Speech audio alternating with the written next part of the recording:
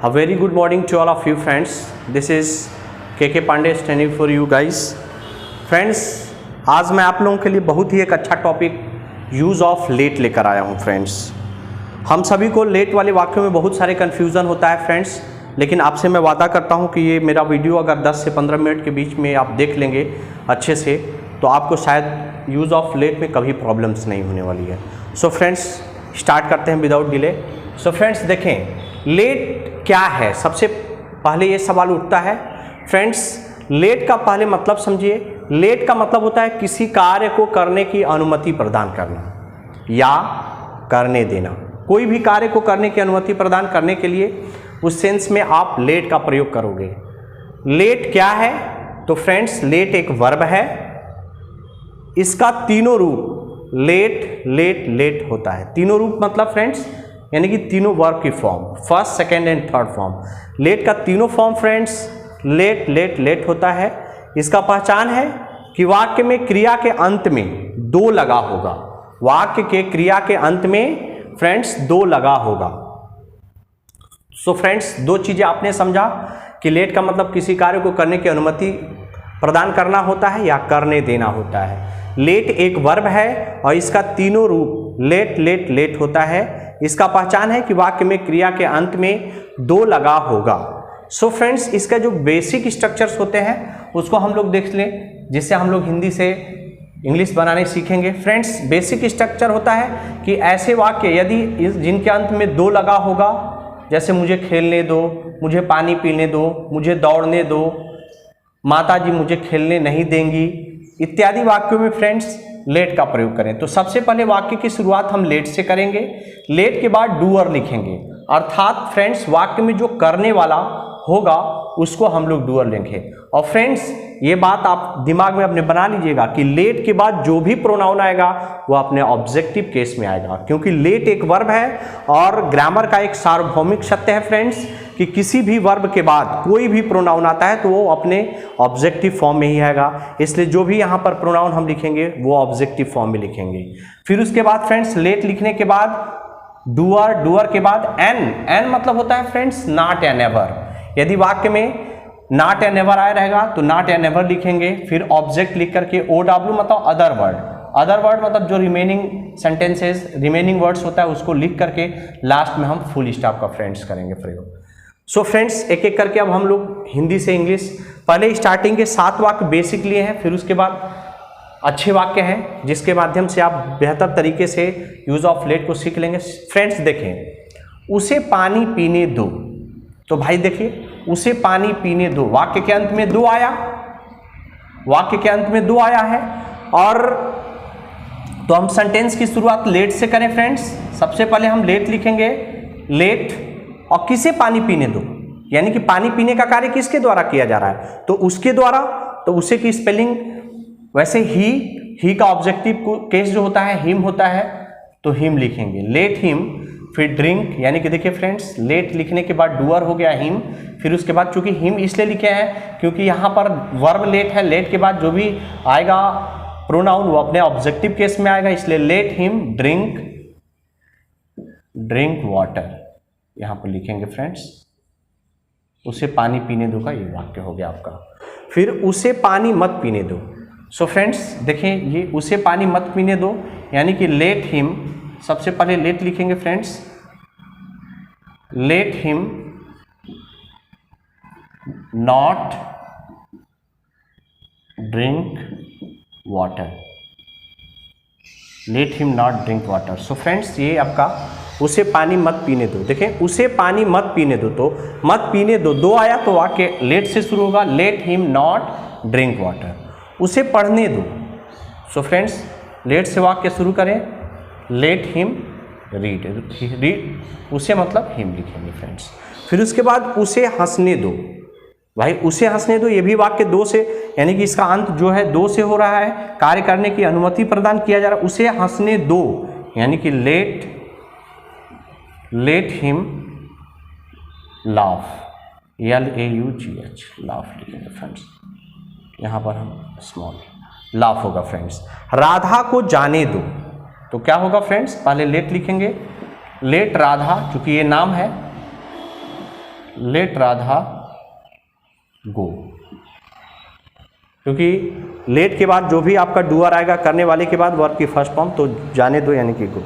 फिर उसके बाद फ्रेंड्स है मुझे पढ़ने दो, ये भी वाक्य लेट से शुरू होगा, let me read, let me read बनेगा फ्रेंड्स। हमें पढ़ने दो,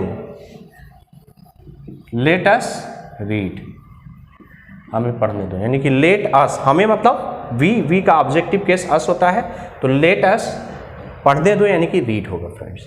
फिर आते हैं मोस्ट इंपॉर्टेंट ये सेंटेंसेस है फ्रेंड्स।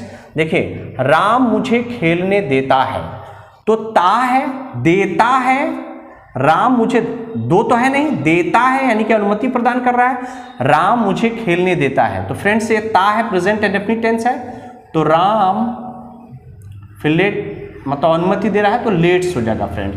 क्योंकि याद करें फ्रेंड्स, मैं प्रेजेंट इंडेफिनिट टेंस पढ़ाया तो आपको बताया था कि यदि प्रेजेंट इंडेफिनिट टेंस का वाक्य सिंगुलर होगा तो उसके साथ क्रिया में वर्ब में यस या यस जोड़ करके लिखेंगे, और चूंकि राम यहाँ पर सिंगुलर सब्जेक्ट है इसलिए लेट्स होगा। तो राम मुझे खेलने देता है, तो राम लेट्स मी प्ले, मी मतलब मुझे।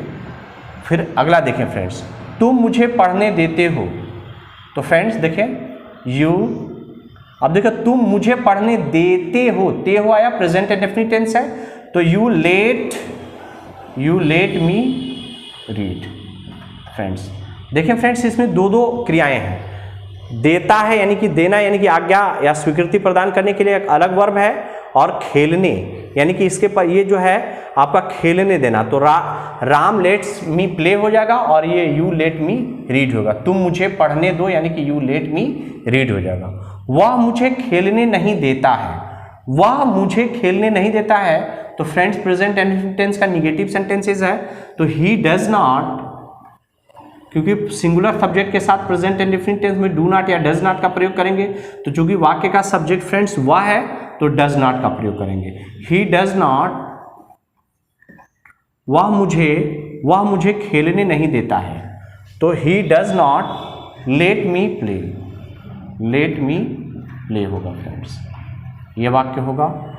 वह मुझे नहीं जाने देगा, तो वह मुझे फ्यूचर इंडेफिनिट टेंस है, देगा, गा गी गया है फ्रेंड्स, तो ही विल नॉट। देखिए फ्रेंड्स स्पष्ट है कि यहां पर आपका वह मुझे नहीं जाने देगा, ये फ्यूचर गा गी गया है, तो ये फ्यूचर इंडेफिनिट टेंस है, वह मुझे नहीं जाने देगा यानी कि he will not let me, sorry friends, let me go. माता जी मुझे नहीं खेलने देंगे, ये भी फ्यूचर इंडेफिनिट टेंस है, तो फ्रेंड्स होगा mother will not let me play. देखिए फ्रेंड्स मदर विल नॉट यानी कि माता जी नहीं देंगी, यानी कि मदर विल नॉट लेट मतलब किसी कार्य यानी अनुमति नहीं देंगी, यानी कि mother will not let me play, यानी कि माता जी मुझे नहीं खेलने देंगी, वो मुझे खेलने दे रहा है। देखिए फ्रेंड्स ये प्रेजेंट कॉन्टिन्यूअस टेंस का रहा है, तो वो मतलब वह यानी कि स्पष्ट है फ्रेंड्स कि वो यानी कि किसी व्यक्ति के बोला जा रहा है कि वो मुझे खेलने नहीं दे रहा है, वो मतलब कोई व्यक्ति है, तो वो यानी कि वो मुझे खेलने दे रहा है, तो ही इज लेटिंग, LETTING, क्योंकि लेट में ING जोड़ेंगे तो फ्रेंड्स किसी भी वर्ब, कोई भी वर्ब आए यदि उसके अंत में लेट है ना फ्रेंड्स, तो लेट इसके वर्ब के अंत में कॉन्सोनेंट है, फिर वॉवेल है, फिर कॉन्सोनेंट है, तो इसमें जब भी ING जोड़ेंगे तो अंत का लेटर डबल हो जाता है, तो फ्रेंड्स हो जाएगा he is letting me play, he is letting me play, वह मुझे खेलने दे रहा है, तो ये वाक्य हो जाएगा। फिर उसके बाद बच्चे मुझे पढ़ने नहीं देते हैं, यानी कि नहीं देते हैं यानी कि फ्रेंड्स हो जाएगा चिल्ड्रेन डू नॉट, फ्रेंड्स होगा do not let me read. देखें बच्चे मुझे पढ़ने नहीं दे रहे हैं, यानी सॉरी फ्रेंड्स बच्चे मुझे पढ़ने नहीं देते हैं, तो यानी कि children do not let me read, क्यों? क्योंकि ये देते हैं, बच्चे मुझे पढ़ने नहीं देते, यानी कि प्रेजेंट इनडेफिनिट टेंस है तो फ्रेंड्स प्लूरल सब्जेक्ट है चिल्ड्रेन, इसलिए डू नॉट का प्रयोग होगा। तो children do not let me read, मैं तुम्हें पढ़ने दे रहा हूँ। फ्रेंड्स ये भी वाक्य जो है प्रेजेंट कॉन्टिन्यूअस टेंस का है, क्योंकि दे रहा हूँ यानी कि मैं तुम्हें पढ़ने दे रहा हूँ, यानी कि I am letting you, I am letting you read. तो फ्रेंड्स ये पूरे 15 वाक्य का आपका बेहतर तरीके से हमने एग्जाम्पल लेकर के समझाया। आशा करते हैं आपको ये यूज़ ऑफ लेट बेहतर समझ में आया होगा। और फ्रेंड्स जो बच्चे नए होंगे मेरे चैनल को सब्सक्राइब कर देंगे, और यदि समझ में आपको वीडियो बेहतर तरीके से आया होगा फ्रेंड्स तो लाइक शेयर और कमेंट्स जरूर करिएगा। Thank you.